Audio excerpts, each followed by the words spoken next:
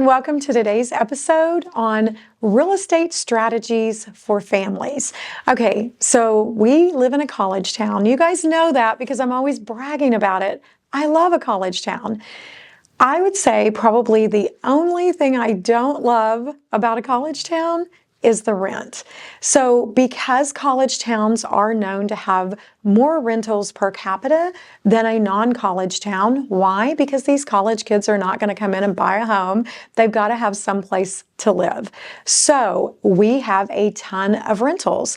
And as you probably know, rental in our market and across the country is at an all-time high. And I am not kidding you. Like, some of the numbers that rentals are getting is just outrageous, especially if it's near the college. So today I wanted to talk to you about strategies for purchasing a home. One of the things that we run into is that we all assume that our children are going to, graduate high school, go to college, move out, and move on. Unfortunately, that's just not always the case, especially now that rentals are so high. It's extremely difficult for a college student to pay $1,200 a month for rent and go to school and work to pay for that. So we today are going to talk about some things that you might want to think about if you're looking to purchase a home and strategies that you could utilize. Number one, and my hands down all-time favorite, is a duplex. I think a duplex is a phenomenal way to build generational wealth, take care of your student or your adult child's housing needs, and have income flow. So what I mean with the duplex is you could purchase it as an investor. Your student could live in one side, and yes, I think you should have them pay rent, maybe not the going amount of rent. And if they were only paying you half the rent, there are some tax benefits as to how you could structure that. Now, I am not a tax attorney, I'm not a tax expert, so talk to your trusted tax person. But a couple of the things you could do is you would have lost rent because the tenant was not paying the full amount you needed, or you could actually compensate the student for being a house manager or property manager for both units. Again, talk to the experts. I'm not the expert on this. I've done versions of this myself, but everyone's situation is completely different. So you put the college student or the adult child, that doesn't sound right, does it? The adult, I'm going to go with adult child in one unit, and then you rent the other unit out. And hopefully that will offset between what your family member is paying on one side and what the tenant is paying on the other. That hopefully will close the gap and make that payment for you. And this is going to pay the mortgage. Will it always cash flow in this scenario? No, it won't always cash flow. But once so a couple of things that'll happen. Either your family member will eventually age out and move on, let's hope, and then you can put another tenant in, and then definitely you're going to cash flow, or rental will continue to increase, and then eventually you can cash flow. And then the worst case scenario is that the end of that 20-year note, the tenants have paid the mortgage, and at that point, it's all cash flow. So that is one of my number one favorite things to have someone purchase is a duplex. Now, a separate spin on that is that if you don't need necessarily a freestanding home, you actually purchase the duplex and you live in one side, and then when your child graduates high school and wants to move out, then they could move into the next unit. Now, the beautiful thing about that is if the duplex, if you're living in it as your primary, you can use an FHA loan. That's right. Most people don't understand that.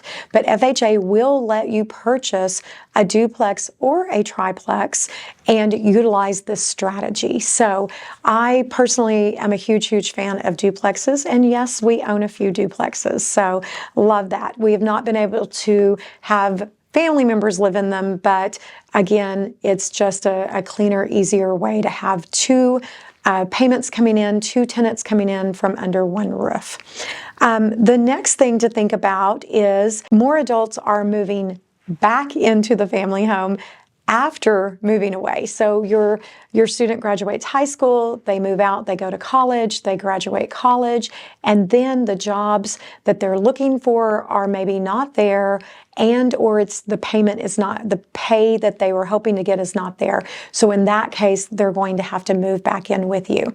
So another strategy is an additional dwelling unit on your property. And so what that looks like is, number one, you've got to check the area that you live in and make sure that there's no restrictions or covenants against it. But we've ran into several situations where homeowners own a double lot, or they're in, maybe they own some acreage and they're not in a restricted neighborhood. And in that case, we do encourage them to build a secondary unit on their property that they can rent out and have control over. That also works really well to do it as a short-term rental or an STR, such as an Airbnb or a VRBO. Now, I know most of you are thinking, I would not want that in my backyard. And if it's not for you, not for you. We're just talking strategies to help increase the viability of having cash flow or housing a family member in the situation where it's needed. So I personally am a huge fan of STRs, the short-term rentals, Airbnbs. That's a whole nother podcast, and we can do one on that, which we've done in the past. But adding that secondary unit is a great way to take care of that family member and make sure that they have housing, whether it's because they're in college or, you know, they're just not quite ready to launch and purchase a home themselves. So, but it does give you additional housing. And what I love about that is also keep in mind on the opposite end of that is your parents, as they're aging, if they want to age in place, sometimes they can't stay in their original home, and you would be better off selling their, 3,000 square foot, two-story home that is 1978, needs a lot of upkeep and maintenance, and maybe moving them into the duplex that we've already talked about, or the additional dwelling unit on your property. Now, there's all kinds of zonings and restrictions and all of that, so make sure that you start there and make sure that that's a good fit for you. But these are just, again, strategies to help families, because based upon rental prices in our market and where we're seeing that go, we are not seeing them start to slacken or start to lessen. We do feel like they've kind of stabilized and they're not continuing to soar as they were the last two previous years. But if the interest rates start ticking back up, when the interest rates are high, fewer people are buying. Where do they live? In a rental, which increases the demand of rentals and therefore brings the pricing up. Again, these are all just great strategies that we've had several people question us on, and so we thought we would do a podcast.